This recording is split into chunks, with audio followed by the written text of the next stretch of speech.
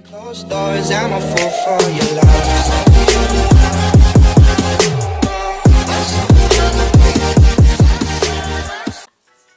Assalamualaikum everyone, welcome back to my channel. So you guys don't know me, I am Haryani Helman. Okay, for today's video, as you guys can see, I already wear red color tudung, pink baju warna pink. Sebab today I'm gonna do makeup tutorial and review from kedai RM2, kedai Eco RM2. Okay, I will use like 90% of the makeup products from the kedai RM2, and the others too, like my base, my foundation, my concealer. Itu semua yang I pakai bukan kedai RM2 punya, sebab I takut nak pakai kedai RM2 punya. Bukan I takut lah, I tak nak macam I don't know the ingredient, so I don't want that product irritate my skin. Sebab I tahu yang my skin ada problem, senang nak break out. So I tak pakai dia punya any foundation or concealer from kedai RM2. For today's video, I akan pakai foundation from Alpha Royal Propolis Foundation in code Furby, and I akan pakai Maybelline New York concealer code 20 cent. If you guys nak tahu macam mana I dapatkan this look dengan produk daripada kedai Eco RM2, stay tuned. And before that, don't forget to subscribe my channel, give me a thumbs up, and leave comment down below anything yang korang nak I buat makeup tutorial or any makeup look yang korang nak I buat. InsyaAllah I will do it for you guys. So without further ado, let's jump into the video.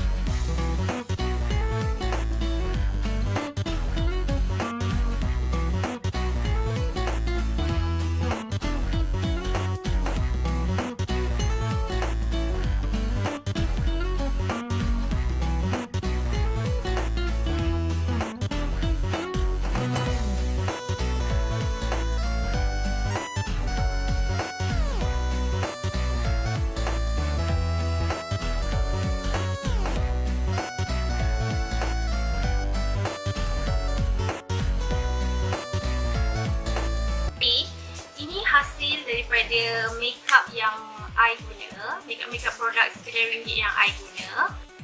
So, I'll see you guys in my next video. Okay, makeup RM2 hashtag part 2 or part 3. Mungkin akan ada part 10. I don't know. So just stay tuned. See you guys back. Bye.